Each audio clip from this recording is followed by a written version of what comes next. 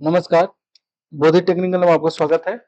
आज हम DC motor का प्रैक्टिस टेस्ट सॉल्यूशन नंबर दूसरा करने वाले हैं। ये जो सीरीज बनाया जा रहा है, ये सिर्फ रिवीजन पर्पस के लिए बनाया जा रहा है।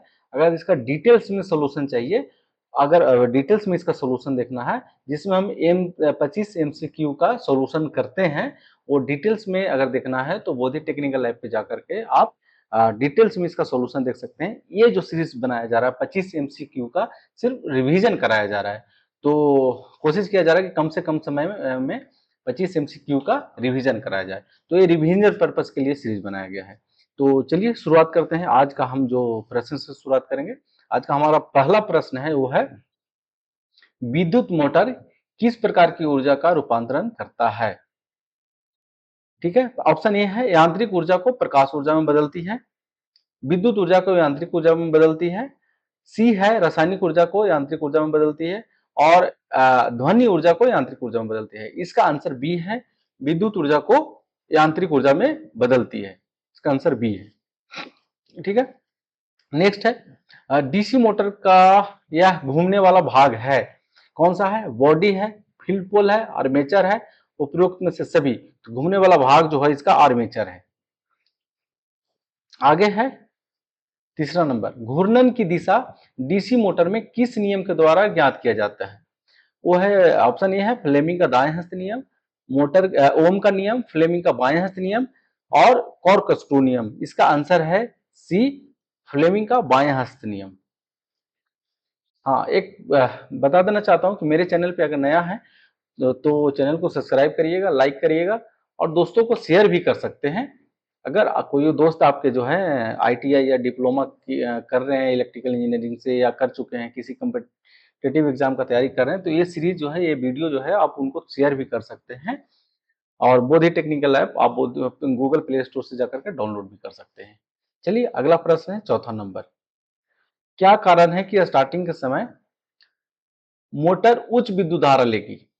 ऑप्शन ए है बैक ईएमएफ जो है वो बड़ा ज्यादा होगा अप्लाइड वोल्टेज से, बी है बैक ईएमएफ बराबर होगा जीरो, मतलब इक्वल टू जीरो होगा, बैक ईएमएफ कम होगा अप्लाइड वोल्टेज से, या बैक ईएमएफ इक्वल टू होगा अप्लाइड वोल्टेज से। तो इसका आंसर है बी, बैक ईएमएफ का मान जो होगा वो जीरो होगा। इसलिए स्टार्टिंग के टाइम समय जो होता है डीसी मोटर जो होता है ज्यादा करंट लेता है, जिसको कम करने के लिए, जिसको रोकने के लिए, ज्यादा करंट को रोकने के लिए डीसी मोटर में स्टार्टर का प्रयोग किया जाता है, जो कि हम ऑलरेडी हम डिस्कशन जो कर चुके हैं, डिटेल्स वीडियो जो हम बनाए इसका, इस सीरीज का, इस टेस्ट का, उसमें ऑलरेडी किए हुए हैं। ठीक है, तो सीरीज जो है, आप जो वीडियो है वो आप देखना ना, मतलब देखें, आपके लिए काफी लाभदायक होगा। चलिए अगला है पांचवा प्रश्न, निम्न में से कौन सा कथन सत्य है, सही है? सीरीज मोटर का स्टार्टिंग टॉर्क बहुत अधिक होता है और यह फुल लोड टॉर्क का 5 गुना होता है। ये तो कथन ठीक लग रहा है। अगला है सीरीज फील्ड बाइंडिंग मोटे तार तथा कम लपेटे का बनाई जाती है, ये भी ठीक है। सीरीज मोटर में फील्ड बाइंडिंग आर्मेचर का श्रेणी क्रम में संयोजित होता है, ये भी ठीक है। तो इसके लिए इसका आंसर जो होगा उपरोक्त सभी होगा। क्या होगा अगर किसी कारण डीसी सीरीज मोटर की फील्ड बाइंडिंग अचानक टूट जाए?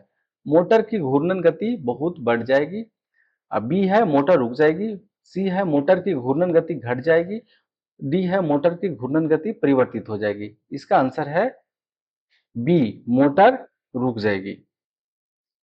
अगला है शंट मोटर का स्टार्टिंग टॉर्क पूर्ण लोड टॉर्क का खाली स्थान गुना होता है। ऑप्शन ए है 10 गुना, बी है 4.5 गुना, सी है 6 गुना, डी है 1.5 गुना। इसलिए इसका आंसर जो होता है डी होता है 1.5 गुना। नेक्स्ट है आठवां, किस मोटर को स्टार्ट करने में कठिनाई होती है? डीसी सीरीज मोटर को, फ्लैट कंपाउंड मोटर को, कम्युलेटिव कंपाउंड मोटर को, और या डिफरेंशियल कंपाउंड मोटर को। इसका जो आंसर है डी है, डिफरेंशियल कंपाउंड मोटर को।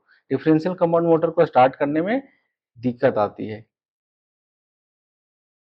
चलिए अगला है 9 नंबर, निम्न में से कौन सी क्षति डीसी मोटर में होती है? लौह क्षति, ताम्र क्षति, यांत्रिक क्षति, और इनमें से सभी। तो इसका आंसर होगा इनमें से सभी। सभी जो क्षति है वो डीसी मोटर में होती है। कौन सा क्षति क्या कहलाता है, कैसे होता है, कहाँ होता है, कौन सा पार्ट में ताम्र क्षति होता है, यांत्रिक क्षति किसे कहते हैं। अगर ये वीडियो देखना है तो यूट्यूब पे ही जो बहुत सारा सीरीज दिया हुआ है, प्ले लिस्ट दिया हुआ है डीसी मोटर का, उसमें जाकर के आप देख सकते हैं। या सबसे अच्छा है बोधि टेक्निकल ऐप डाउनलोड कर लीजिए, उसमें फ्री कंटेंट के रूप में सारा अवेलेबल है, आप उस पर जाकर के देख सकते हैं। कौन से कारण से डीसी सीरीज मोटर में फील्ड डाइवर्टर प्रतिरोध प्रयोग करके मोटर की घूर्णन गति परिवर्तित की जाती है। ऑप्शन ए है समान से अधिक गति के लिए, बी है समान से अधिक एवं कम दोनों की गति के लिए, सी है समान से कम गति के लिए, और डी है विपरीत गति के लिए। तो इसका आंसर ए है समान से अधिक गति के लिए। अगला है 11 नंबर प्रश्न। आर्मेचर बाइंडिंग के संबंध में सही विकल्प चुने। ऑप्शन ए है वर्किंग फ्लक्स वर्किंग ईएमएफ से उत्पादित होता है, बी है ईएमएफ लीकेज रिसाव फ्लक्स से उत्पादित होता है, वर्किंग फ्लक्स क्षेत्र धारा से उत्पादित होता है, डी है ईएमएफ वर्किंग फ्लक्स से उत्पादित होता है। इसका आंसर है डी ईएमएफ वर्किंग फ्लक्स से उत्पादित होता है। 12 नंबर डीसी मोटर के साथ प्रयुक्त स्टार्टर का कार्य है। ए में स्टार्टिंग करंट को सीमित करना, बी है रिवर्स ईएमएफ को कम करना, कुंडली प्रतिरोध को कम करना, क्षेत्र परिपथ प्रतिरोध में वृद्धि करना। इसका आंसर ए है स्टार्टिंग करंट को सीमित करना। 13 नंबर प्रश्न। कोई मोटर डीसी मोटर है, यह मोटर के किस भाग को देखकर पता किया जाएगा। बहुत इंपॉर्टेंट क्वेश्चन है, बहुत आसान है, बहुत इंपॉर्टेंट है। अब इसको जो है वीवीआई के जो श्रेणी है उसमें रखा जा सकता है। इसका ऑप्शन ये है फ्रेम, दूसरा शॉफ्ट, तीसरा स्टेटर और चौथा कम्यूटेटर। तो डीसी मोटर है या डीसी जनरेटर, एसी मोटर है या एसी जनरेटर, वो कम्यूटेटर देख करके ही पता कर चला जाता है। जिसमें कम्यूटेटर होता है वो डीसी मोटर होता है या डीसी जनरेटर होता है। चौथा नंबर वार्ड लियोनार्ड नियंत्रण क्या है। वोल्टेज नियंत्रण विधि, फील्ड नियंत्रण विधि, आर्मेचर प्रतिरोध नियंत्रण विधि, फील्ड डाइवर्टर विधि। इसका जो आंसर है ए वोल्टेज नियंत्रण विधि। 15 नंबर अगर मोटर सॉफ्ट पुल्ली ढीली हो जाए तो क्या होगा। मोटर का सॉफ्ट की पुल्ली जो है ढीली हो जाए तो क्या होगा। वॉशिंग मशीन वाइब्रेट नहीं करेगी, ड्रम नहीं घूमेगा, मशीन शोर करेगी, मोटर नहीं चलेगी। आंसर इसका सी है, मशीन जो है शोर करेगी। नेक्स्ट है बढ़ते हुए भार के साथ डीसी शंट मोटर की गति में खालिस्तान होगा। मामूली कमी, अनुपातिक कमी, कोई परिवर्तन नहीं, मामूली वृद्धि। ऑप्शन ए है इसका मामूली कमी। 17 नंबर मोटर में स्थैतिक आवृत्ति परिवर्तक स्टैटिक फ्रीक्वेंसी चेंजर का क्या कार्य है। गति विनियमन प्राप्त करने के लिए, बी है दिशीय उत्क्रम प्राप्त करने के लिए, सी है शीतलन कूलिंग को प्राप्त नियंत्रण करना, और डी है शक्ति गुणक जिसको पावर फैक्टर को नियंत्रित करना। ठीक है, ऑप्शन इसका जो है आंसर जो है इसका ये है गति विनियमन प्राप्त करने के लिए। 18 नंबर फ्लेमिंग के बाएं हस्त के नियम के अनुसार बीच की उंगली क्या दर्शाती है।